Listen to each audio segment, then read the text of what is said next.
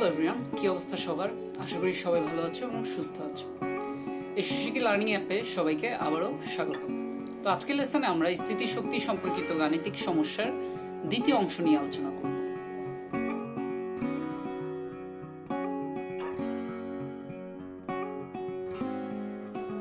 তো প্রথমেই দেখে নেওয়া যাক যে যেসব গাণিতিক সূত্র আমাদেরকে মাথায় রাখতে হবে। তো এই সূত্রগুলো তো প্রতি লেসনে নতুন করে কিছু বলার নাই, অলরেডি আমরা সবগুলো সূত্রের ব্যাপারে জানি।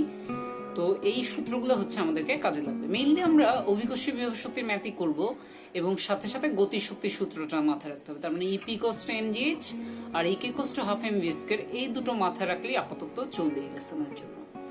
তো এই লেসনের প্রথম যে ম্যাথটা সেটা দেখা যায়। প্রথম ম্যাথটা আমাদেরকে কি বলতেছে? প্রথম ম্যাথটা আমাদেরকে বলতেছে যে 25 মিটার উচ্চতা হতে 4 কেজি ভর মুক্তভাবে অভিকর্ষের টানে পড়তে থাকলে 2 সেকেন্ড পরে ভরটির গতিশক্তি ও স্থিতিশক্তি কত হবে। তো এটার সমাধানটা কি হবে করা যায়। খুবই সিম্পল একটা প্রবলেম। তাহলে 25 মিটার উচ্চতা থেকে, তাহলে এই মনে করলাম 25 মিটার উচ্চতা থেকে 4 কেজি ভর, তার মানে এই যে ভরটা, এই ভরটাকে আমরা মনে করলাম এটা হচ্ছে 4 কেজি। তাহলে আমরা বলতে পারি এই যে এমটা, এই এমটা হচ্ছে 4 কেজি। তাহলে 4 কেজি ভর মুক্তভাবে অভিকর্ষের টানে পড়তে থাকলে, মুক্তভাবে অভিকর্ষের টানে পড়তে থাকলে 2 সেকেন্ড পরে ভরটির গতিশক্তি স্থিতিশক্তি বের করতে হবে। তো আমরা দেখি যে আসলে 2 সেকেন্ড পরে ভরটির গতিশক্তি স্থিতিশক্তি কি হবে। তো 2 সেকেন্ড পরে মনে করলাম বস্তুটা এখানে কোথাও থাকবে। তো এই 2 সেকেন্ড পরে এই অবস্থানে আমার কি কি বের করতে হবে, যে বস্তুটির গতিশক্তি ইকে ইকুয়ালস টু হোয়াট এবং স্থিতিশক্তি ইপি ইকুয়ালস টু হোয়াট, এই দুটো আমাদেরকে বের করতে হবে। তো প্রথমেই দেখা যাক যে গতিশক্তি বের করার জন্য আমরা কি করব। গতিশক্তি বের করার জন্য আমরা গতিশক্তির যে সূত্র জানি যে EK equals to half MV square, আমরা জাস্ট এটা ব্যবহার করব। তো এখন দেখো আমরা কিন্তু এম তো জানি যে এম হচ্ছে 4 কেজি, বস্তুটির ভরটা আমরা জানি যে এটা হচ্ছে 4 কেজি, কিন্তু সমস্যা হচ্ছে আমরা তো ইটা জানি না, আমরা তো ভিটা জানি না, আমরা বেগটা জানি না। আমার কিন্তু এই অবস্থায় থাকা অবস্থায় গতিশক্তি বের করতে হবে, তার মানে আমার এই অবস্থায় থাকা অবস্থায় বেগটা জানতে হবে। তবে যেহেতু আমরা জানি, যেহেতু বস্তুটি ফার্স্টে স্থির ছিল, বস্তুটি ফার্স্টে এই অবস্থানে স্থির ছিল, যেহেতু বস্তুটি ফার্স্টে এই অবস্থানে স্থির ছিল এবং একটা নির্দিষ্ট সময়ের শেষে সে আবার এই অবস্থানে মানে আসলো, তো এই অবস্থানে থাকা অবস্থায় যদি আমরা বেগটা বের করতে চাই আমরা কোন সূত্র ব্যবহার করব? যেহেতু আমি ইউ জানি যে ইউ হচ্ছে এক্ষেত্রে আদিবেগটা হচ্ছে 0, আমি যদি ভি জানতে চাই আমাদের কিন্তু যেহেতু এখানে আছে ভি স্কয়ার, আমরা ভি স্কয়ার জায়গায় জাস্ট সিম্পলি কি চিন্তা করতে পারি, এই দূরত্বটাকে আমি ধরলাম যে এই দূরত্বটা হচ্ছে এক্স পরিমাণ, এই পুরো দূরত্বটাকে আমরা ধরলাম এইচ, এই যে পুরো দূরত্বটা এটাকে ধরলাম আমরা হচ্ছে এইচ ইকুয়ালস টু 25 মিটার। আর এই যে 2 সেকেন্ড পরে এই যে এই অবস্থানে আছে এই দূরত্বটাকে, এ থেকে এই পর্যন্ত দূরত্বটাকে, এটাকে আমরা ধরলাম এক্স। তাহলে এই দূরত্বটাও কিন্তু আমরা জানি না, এটাও আমাদেরকে জানতে হবে। তো আপাতত ভিএসকের জায়গায় আমরা কি লিখতে পারি? যেহেতু আমি ইউ জানি, যেহেতু এই ক্ষেত্রে আদিবেগটা 0 ছিল, যেহেতু জাস্ট বস্তুটাকে একটা অবস্থান থেকে ফেলে দেওয়া হয়েছিল। একটা জিনিস মাথায় রাখবা যে কোনো জিনিসের ক্ষেত্রে কখন আদিবেগটা 0 হবে আর কখন আদিবেগ 0 হবে না। যখন বলতেছে যে কোনো কিছুকে জাস্ট ফেলে দেওয়া হচ্ছে এবং সেটা মুক্তভাবে পড়তেছে, তার মানে কি সেটাকে জাস্ট ফেলে দেওয়া হচ্ছে। এখন কোনো কিছু ফেলে দিলে তো সেটা নিচে পড়বেই, তাই না? যেহেতু অভিকর্ষ বল সেটাকে নিচের দিকে টানতেছে। এখন কখন আদিবেগ 0 হবে না, সেক্ষেত্রে আমার কি করতে হবে? যদি এমন হয় যে কোনো কেসে আমি কোনো কিছুকে মানে একটা বল দিচ্ছি, তাই না, এমনি তো অভিকর্ষ বল আছেই, তার সাথে সাথে আমি আরো নিজের থেকে মানে যে এজেন্ট বস্তুটিকে ফেলতেছে সে নিজেও একটা বল প্রয়োগ করতেছে, তখন কি হবে? তখন কিন্তু বস্তুটার ক্ষেত্রে যে ত্বরণটা, সেই ত্বরণটা জাস্ট অভিকর্ষের ত্বরণ হবে না, তার সাথে সাথে এই যে আমার যে বল প্রয়োগ করতেছি সেই বলটার জন্য যে ত্বরণ সেটাও কিন্তু ওর সাথে যোগ হয়ে একটা লব্ধি ত্বরণ হিসেবে কাজ করবে এবং সেই অনুযায়ী সেটা নিচে পড়বে। তো একটা হচ্ছে জাস্ট মুক্তভাবে ফেলে দেওয়া, আর এটা হচ্ছে কোনো একটা বল দিয়ে নিচের দিকে ফেলা, কোনো একটা বল দিয়ে নিচের দিকে ফেলা, সেই ক্ষেত্রে কিন্তু ত্বরণটা জাস্ট সিম্পলি অভিকর্ষের ত্বরণ হবে না। তো এই ক্ষেত্রে আমাদের যে ম্যাথ করতেছি এই ম্যাথে কিন্তু আমাদেরকে বলতেছে কি জাস্ট কোনো কিছু মুক্তভাবে ফেলে দেওয়া হচ্ছে এবং সেটি মুক্তভাবে অভিকর্ষের টানে পড়তেছে। তাহলে জাস্ট কি এটাকে জাস্ট ফেলে দেওয়া হচ্ছে, তার মানে এই ক্ষেত্রে আদিবেগটা অবশ্যই কি হবে? 0 হবে এবং সেটি কি মুক্তভাবে অভিকর্ষের টানে পড়তেছে, তার মানে কি এই ক্ষেত্রে একমাত্র ত্বরণ যেটা কাজ করতেছে বা একমাত্র বল যেটার উপর কাজ করতেছে সেটা কি? সেটা হচ্ছে অভিকর্ষজ বল। তাহলে ইকে ইকুয়ালস টু যদি হাফ এম ভি স্কয়ার হয়, এই ক্ষেত্রে আমরা ভি স্কয়ার জায়গায় কি লিখতে পারি? যেহেতু আমার ইউটার ব্যাপারে আমার একটা আইডিয়া আছে, আমি ভিটা জানতে চাই, তাহলে ইউ ভি, আর যেহেতু মাঝখানের দূরত্বটাকে আমি এক্স বলতেছি, তাহলে আদিবেগ, শেষ বেগ আর সরণ এই তিনটার মধ্যে গতির কোন সূত্রটা দিয়ে সম্পর্ক করা যায়।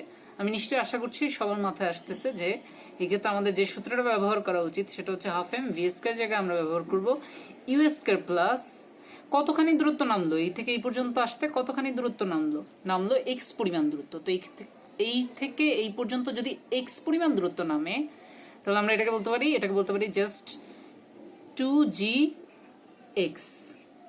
আর এই ক্ষেত্রে ইউ এর মান যেহেতু আদি ভেক্টর শূন্য, তাহলে আমার ইউ এর মান শূন্য হলে হাফ এম জাস্ট এটা কি হয়ে গেল you square plus 2gx। You যেহেতু 0 তাহলে এটা জাস্ট সিম্পলি হয়ে যাবে 2gx। তো এটা যদি 2gx হয় আমার 2 কিন্তু কাটাকাটি হয়ে যাবে। 2 যদি কাটাকাটি হয় আমরা ফাইনাল রেজাল্টটা যেটা পাবো সেটা জাস্ট হবে mgx। এবার আমরা এম জানি যে এম হচ্ছে 4 কেজি, জি তো জানি 9.8 মিটার পার সেকেন্ড স্কোয়ার্ড, কিন্তু ঝামেলা হচ্ছে এক্সও তো জানি না, তাই না? তার মানে আমার এক্স এর মানটাও কিন্তু এই ক্ষেত্রে কাজে লাগবে। তো এক্স এর মান কেমনে বের করা যায় সেটা দেখা যায়।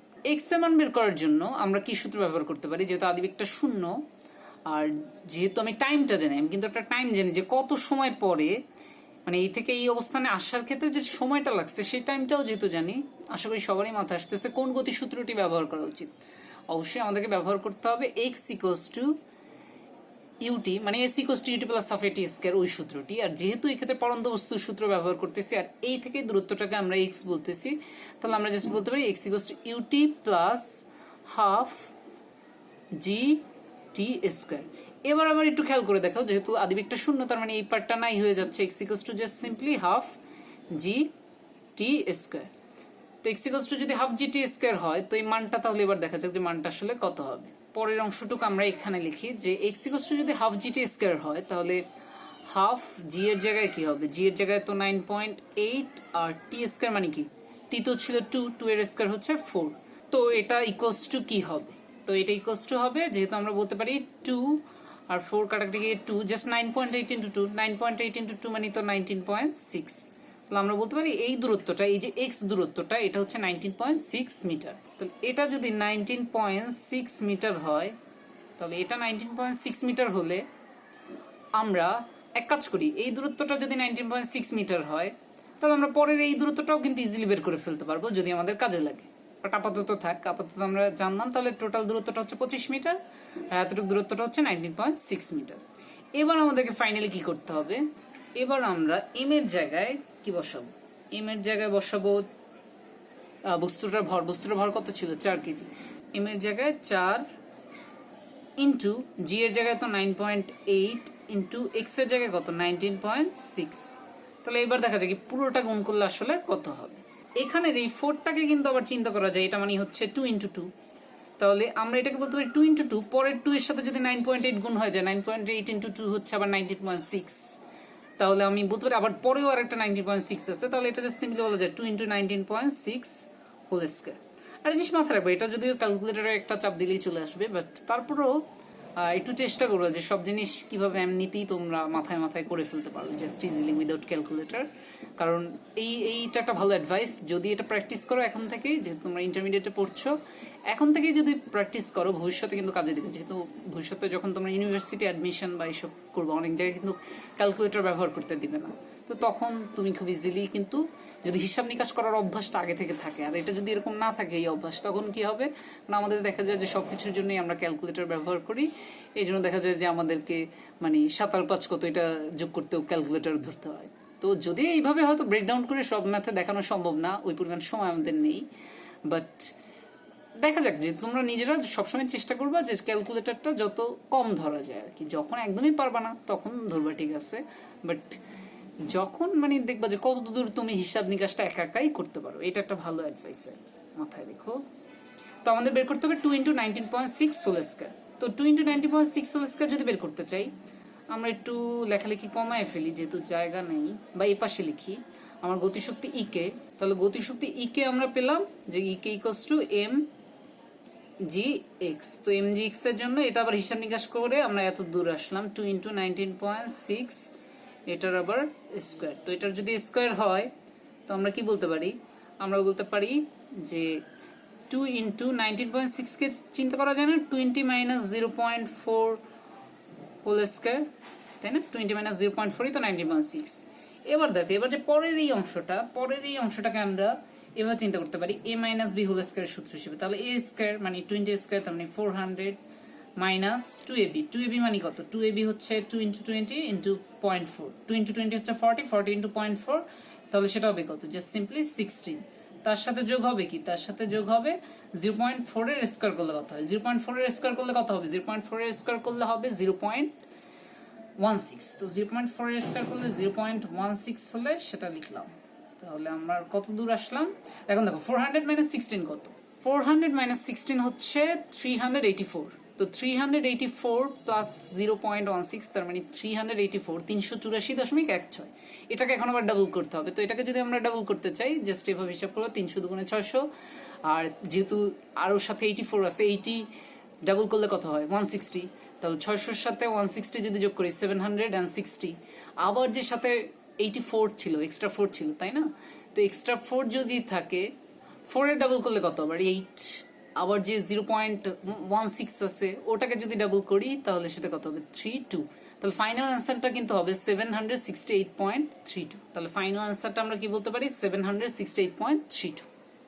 তো আমরা 2 সেকেন্ড পরে গতিশক্তি কত পেলাম, 2 সেকেন্ড পরে বস্তুটির গতিশক্তি, এখানে 2 সেকেন্ড পরে যে মানটি পেলাম সেই মানটি আমরা পেলাম 768.32 জুল।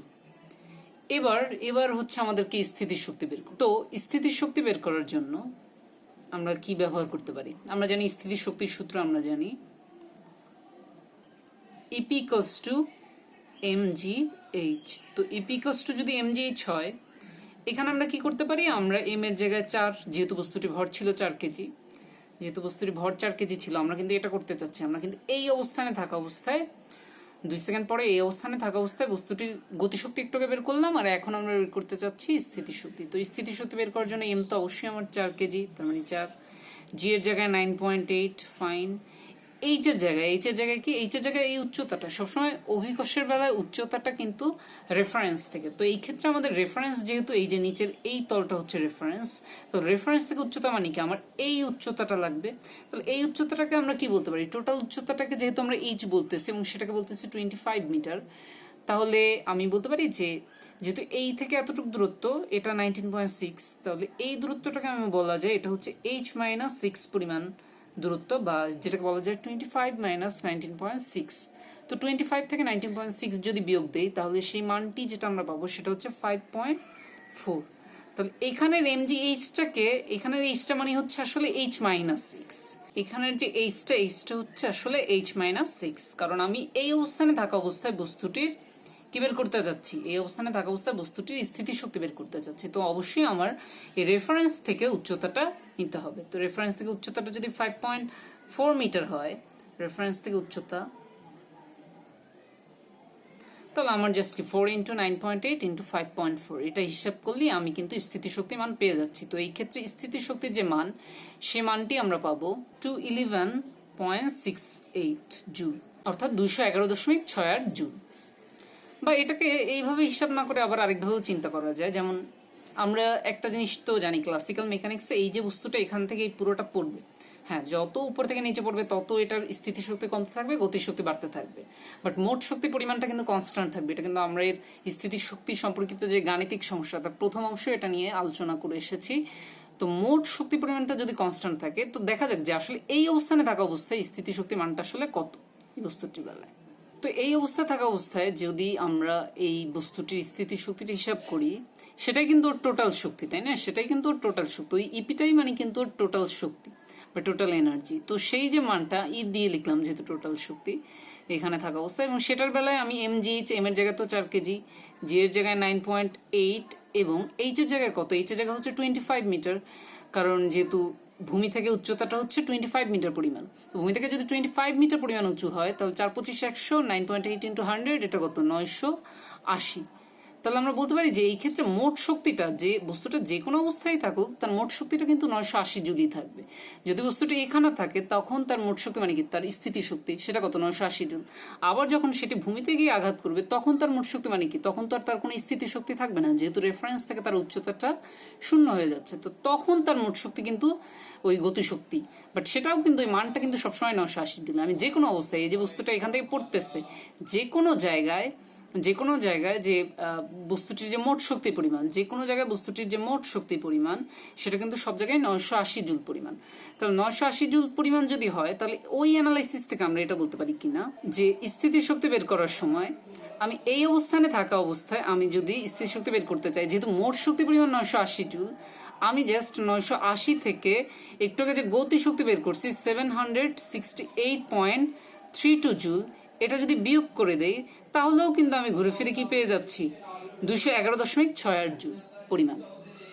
আর এভাবে হিসাব করাটা কিন্তু একটু ইজিও বটে, তাই না? খুব ইজিলি হিসাব করা যায়, মানে কম্পারেটিভলি যদি এই গুণের কথার সাথে কম্পেয়ার করি, কারণ 980 থেকে 768.32 জাস্ট খুব ইজিলি বিয়োগ দেওয়া যায় এবং মুখোমুখি আমরা হিসাব করে বের করে ফেলতে পারি যে এটার ক্ষেত্রে অ্যান্সারটা হবে 211.68 জুল। তাহলে এই তো আমরা গাণিতিক সমস্যা 1-এ 25 মিটার উচ্চতা থেকে 4 কেজি ভর মুক্তভাবে অভিকর্ষের টানে পড়তে থাকলে 2 সেকেন্ড পরে ভরটি গতিশক্তি স্থির শক্তি কত হবে সেই দুটো মান আমরা বের করলাম। তো এরপর পরের সমস্যাটিতে যাওয়া যাক। পরের সমস্যাটি আমাদেরকে কি বলছে, 30 মিটার উচ্চতা থেকে একটি বস্তুকে বিনা বাধায় পড়তে দিলে কোথায় উহার গতিশক্তি বিভব শক্তির দ্বিগুণ হবে। তাহলে 30 মিটার উচ্চতা থেকে, তাহলে আমরা মনে করলাম এই হচ্ছে 30 মিটার উচ্চতা থেকে একটি বস্তুকে বিনা বাধায় পড়তে দিলে, বিনা বাধায় পড়তে দেওয়া মানে কি, তার মানে জাস্ট সেটা কোনো একটা ফোর্স দিয়ে নিচের দিকে ফেলা যাবে না, সেটাকে জাস্ট এমনি ফেলে দিতে হবে, ঠিক আছে? কারণ একটা জিনিস খেয়াল করে দেখবা যে এই ক্ষেত্রে যত জায়গায় আমরা ত্বরণ ব্যবহার করতেছি আমরা কিন্তু অভিকর্ষীয় ত্বরণ ব্যবহার করতেছি। অভিকর্ষীয় ত্বরণ ব্যবহার করা মানে কি, মানে হচ্ছে এক্ষেত্রে যে ত্বরণটা কাজ করতেছে সেটাকে অভিকর্ষ বলের কারণে কাজ করতেছে। তো অভিকর্ষ বলের কারণে কাজ করতেছে এটার মানে হচ্ছে যেহেতু মুক্তভাবে এবং পড়তেছে, যেহেতু মুক্তভাবে পড়তেছে বস্তুটি, এটার উপর শুধুমাত্র একটা বলই কাজ করতেছে, সেটা হচ্ছে অভিকর্ষ বল। মানে আমাদের বাইরের এজেন্ট বা যে ফেলে দিচ্ছে সে কোনো এক্সট্রা বল দিচ্ছে না, তাহলে সেই ক্ষেত্রে কিন্তু আমাদের মানে ত্বরণটা বের করাটা এতটা ইজি হতো না যদি সেও একটা এক্সট্রা বল দিত আর কি। তো 30 মিটার উচ্চতা থেকে একটি বস্তুকে বিনা বাধায় পড়তে দিলে কোথায় হওয়ার গতিশক্তি বিভব শক্তি দ্বিগুণ হবে। তো আমরা ধরে নিলাম এই যে বস্তুটিকে আমরা ফেলে দিচ্ছি, এই বস্তুটাকে ফেলে দিলে এইখানে কোথাও আমরা একটা ধরে নিলাম যে এইখানে কোথাও আসলে এই কাহিনী হবে যে যেখানে কিনা আমার কি হবে, গতিশক্তি বিভব শক্তি দ্বিগুণ হবে। তার মানে এই অবস্থানে আমার ইকে গতিশক্তি বিভব শক্তির দ্বিগুণ হবে। তো এই অবস্থানে আমরা কি বলতে পারি, এই অবস্থানে আমরা এটা বলতে পারি যে এটা ভূমি থেকে ধরে নিলাম এই যে উচ্চতাটা, এই উচ্চতাটাকে ধরে নিলাম আমরা এক্স। তাহলে এই উচ্চতাটাকে যদি এক্স ধরি, এই টোটাল উচ্চতাটাকে যদি আমরা এইচ বলি, তাহলে কিন্তু আমরা কি বলতে পারি, আমরা এই যে উচ্চতাটা আছে এটাকে আবার বলতে পারি এইচ মাইনাস এক্স, তাই না?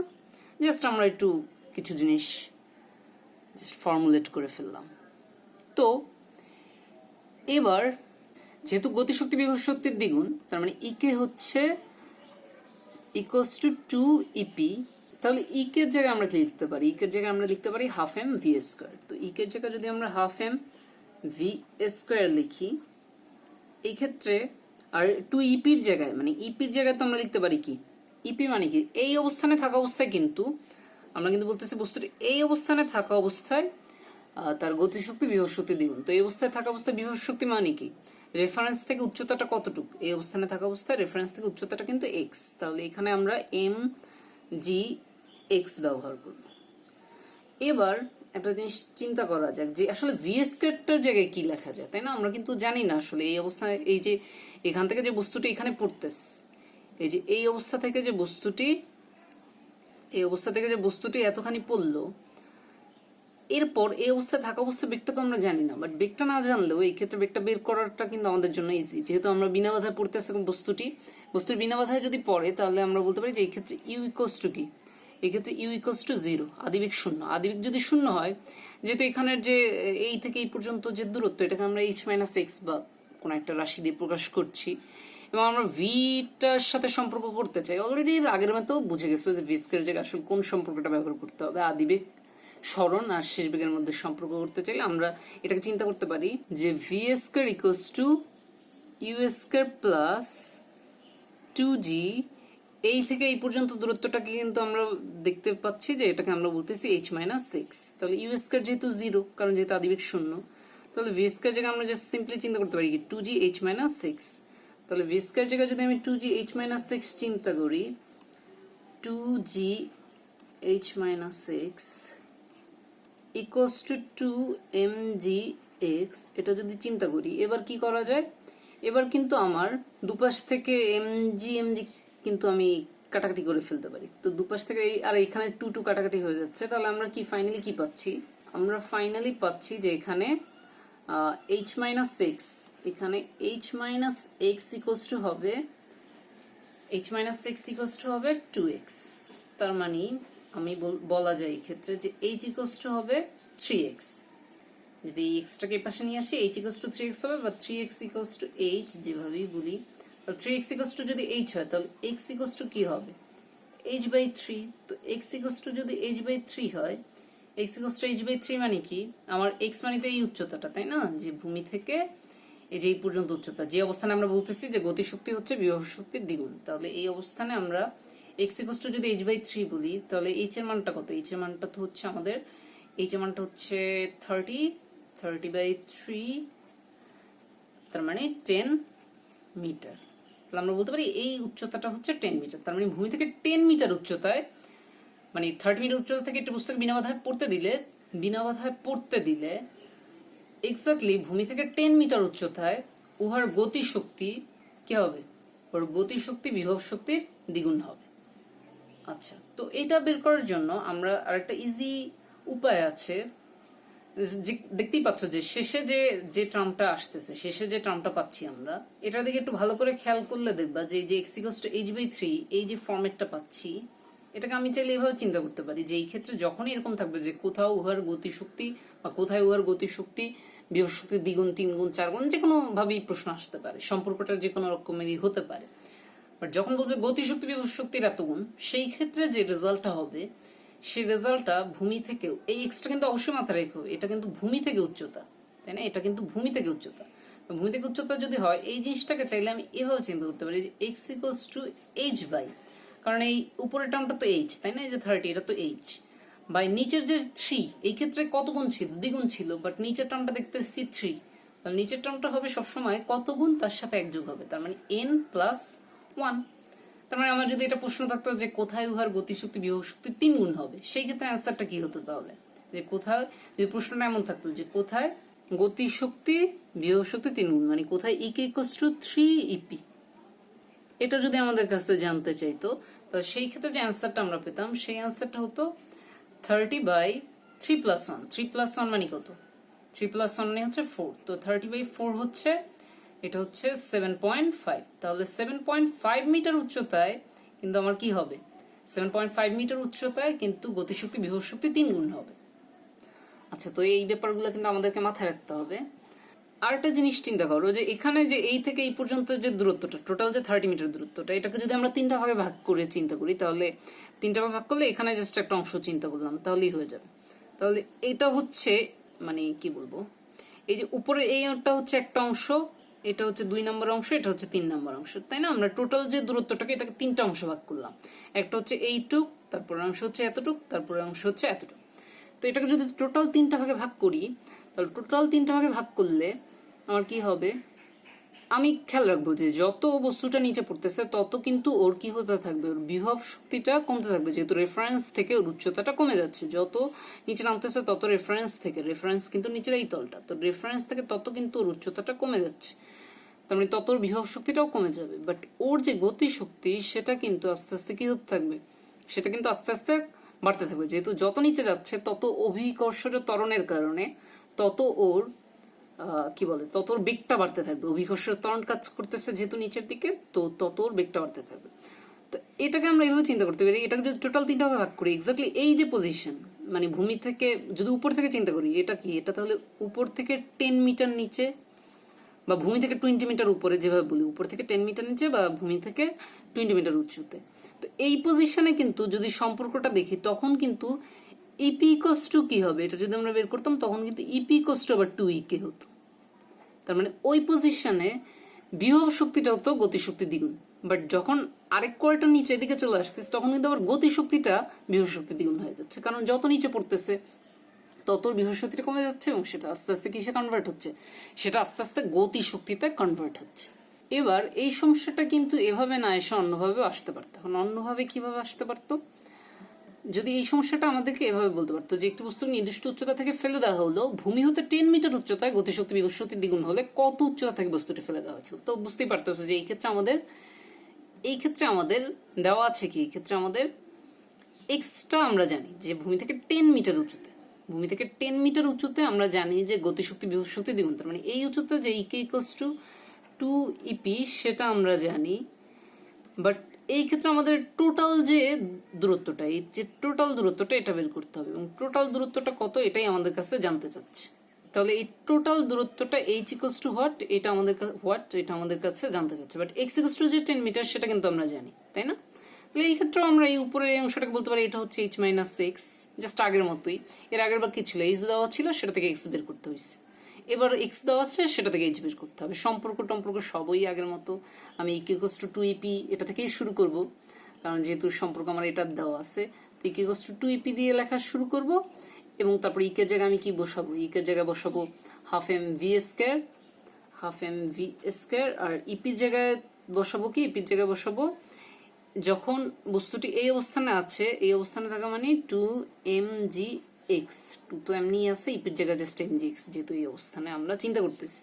তাহলে এবার কিন্তু এক্স মানটা জানি, but half m v square, এই ভি স্কয়ার জায়গায় এবার আবার কি লিখবো, ভি স্কয়ার জায়গা হবে ওই সেম কাহিনী, হাফ এম ভি স্কয়ার জায়গা হবে ইউ স্কয়ার, ইউ তো জিরো, যেহেতু আদিবেগ শূন্য, যেহেতু এই ক্ষেত্রে মুক্তভাবে পড়তেছে বস্তুটি, জাস্ট ফেলে দেওয়া হয়েছিল, কোনো একটা বল প্রয়োগ করে নিচের দিকে ফেলা হয় নাই, অভিকর্ষ টানে মুক্তভাবে পড়তেছে, এই জন্যই তো বারবার আমি জি ব্যবহার করতেছি ত্বরণের জায়গায়।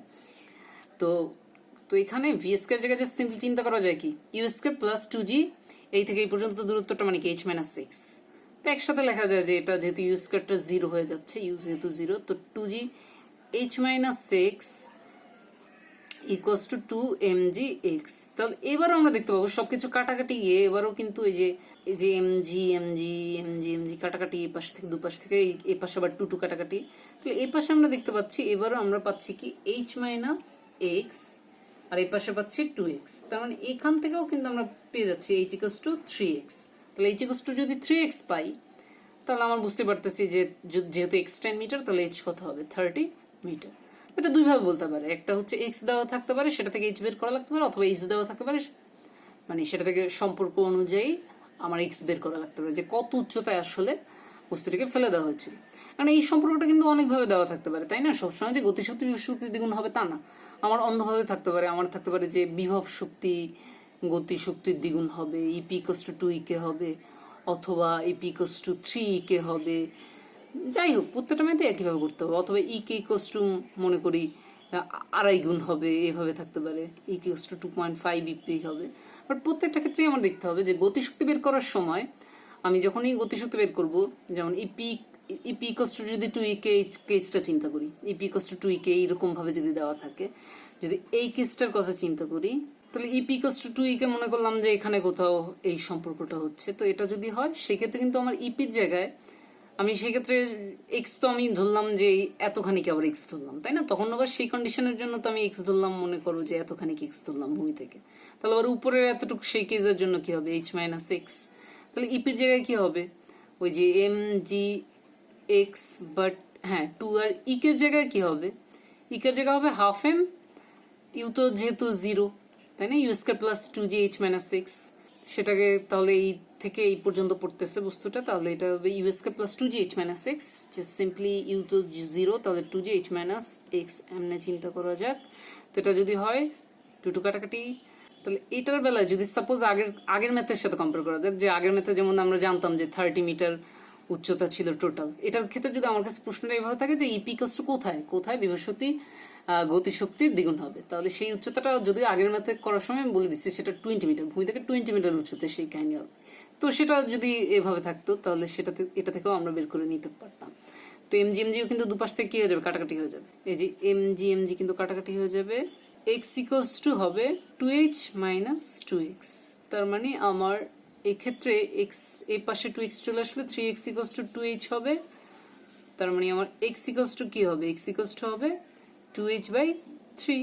তো x ইকুয়ালস টু 2h/3 যদি হয়, তাহলে সেক্ষেত্রে এইচ এর মান যদি 30 হয়, তাহলে এইচ এর মান যদি 30 হয় 2 ইন্টু 30/3, তার মানে 3 × 10 = 30, 2 ইন্টু 10 মানে 20 মিটার। যেটা আমরা অলরেডি জানি যে 20 মিটার উচ্চতায় আসলে কি হবে, বিভব শক্তি গতির শক্তির দ্বিগুণ হবে, বিভব শক্তি গতির শক্তি দ্বিগুণ হবে। এটা কিন্তু আগের ম্যাথ করার সময় আমরা করে আসছি। বাট যাই হোক, সব যত টাইপের সম্পর্ক দেওয়া থাক সবকিছুই আমরা জাস্ট এই সিম্পল যে মানে ফর্মুলা এটা ব্যবহার করেই করে ফেলতে পারবো। জাস্ট ওই কন্ডিশনটা লিখবো এবং কন্ডিশনের জায়গায় কি করবো, যেহেতু ভিটা নাই ভিটার সাথে ওই সম্পর্কটা করব, আদিবেগ সরণ আর ভির মধ্যে সম্পর্ক সেটা।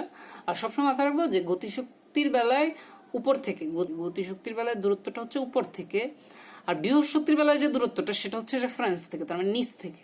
তো এই কনফিউশনটা যাতে না হয়, তাহলে এই মোটামুটি আশা করি যে সবাই বুঝতে পারছো যে এই টাইপের ম্যাথগুলো কিভাবে করতে হবে।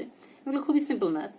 আর আর যদি কখনো এমন থাকে যে গতি শক্তি বিভব শক্তির এত গুণ, সেক্ষেত্রে আমরা ওই শর্টকাটটি ব্যবহার করতে পারি। এবং সেক্ষেত্রে মাথায় রেখো যে এক্স যেটা বের হবে সেই উচ্চতাটা কিন্তু ভূমি থেকে বা রেফারেন্স থেকে উচ্চতা, তাই না? যেমন এইখানে যতগুলো ম্যাথই মানে এই যে পরের ক্ষেত্রে আমরা করলাম, আমরা এই যে এক্স দেখাচ্ছি, এক্সটা যখন ভূমি থেকে দেখাচ্ছে, এটা খেয়াল রাখবো যে চাইলে উপরের অংশটাকেও এক্স দেখানো যেত, তাহলে আমার নিচের অংশটা কি হতো, H minus x, doesn't matter. But খেয়াল রাখতে হবে যে আমি উত্তরটা যখন লিখবো তখন যাতে একটা স্পেসিফিক ভাবে উল্লেখ করে দিই যে আমি ভূমি থেকে 10 মিটার উচ্চতে বলতেছি বা ভূমি থেকে 20 মিটার উচ্চতে বলতেছি না, ওই যে অবস্থান থেকে ফেলে দিচ্ছি সেটা থেকে মানে একটা নির্দিষ্ট দূরত্ব নিচে বলতেছি, সেটা কিন্তু আমাদেরকে খেয়াল রাখতে হবে। So that's it. সো এটা খেয়াল রাখলেই হয়ে গেছে। তো এই ইকুয়ালস টু হোয়াট, এটা আমরা বের করে ফেললাম যে ভূমি থেকে 30 মিটার উচ্চতা থেকে বস্তুটিকে ফেলে দেওয়া হয়েছিল যদি 10 মিটার উচ্চতে গতিশক্তি বিভব শক্তির দ্বিগুণ হয়। তাহলে সবাইকে অনেক অনেক ধন্যবাদ।